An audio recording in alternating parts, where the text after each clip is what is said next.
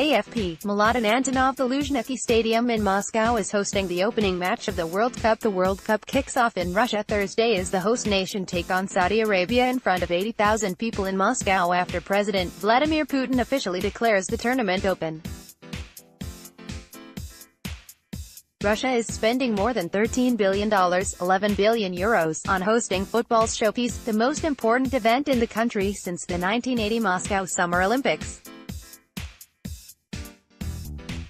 The buildup has been dogged by controversy and diplomatic scandals and has shown a light on the challenges facing Putin's Russia. On the day of the curtain raiser, Russia freed the main opposition figure to Putin, Alexei Navalny, from jail after he served a 30-day sentence for organizing an illegal protest. The completely refurbished Luzhniki Stadium in Moscow hosts the opening match, against the two lowest-ranked sides in the tournament. Excitement has been steadily building in Moscow, with thousands of Saudi fans in green and white arriving in the city for the match. British pop star Robbie Williams performed at the opening ceremony at the Luzhniki. The World Cup favourites enter the fray this weekend.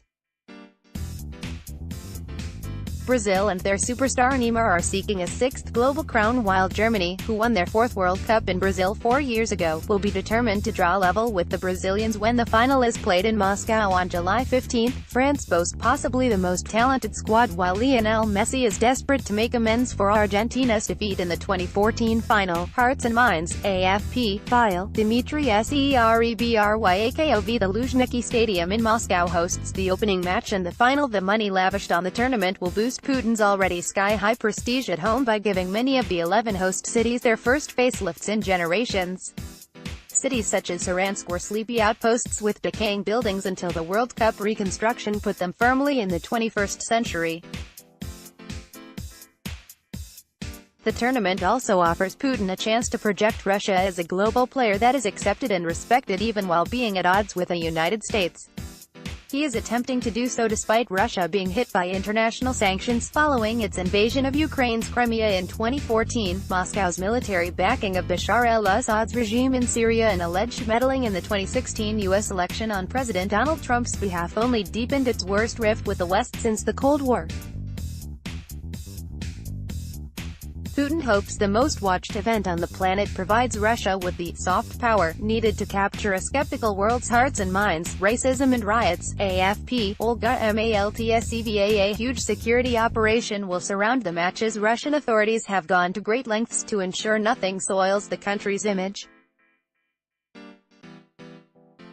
The bloody beating English fans took from nearly 200 Russian thugs at Euro 2016 in France has influenced preparations as much as any diplomatic dispute.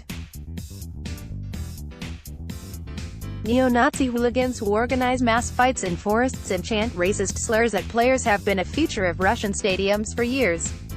The anti-discrimination network FAIR said Russia's football federation was making matters worse by punishing those who reacted to racist abuse, while ignoring the perpetrators. Security services have either locked up or restricted the movement of hundreds to make sure they do nothing to tarnish Russia's image.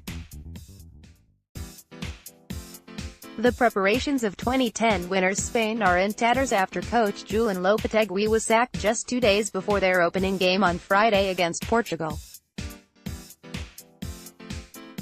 He had angered his federation by taking the job of Real Madrid manager.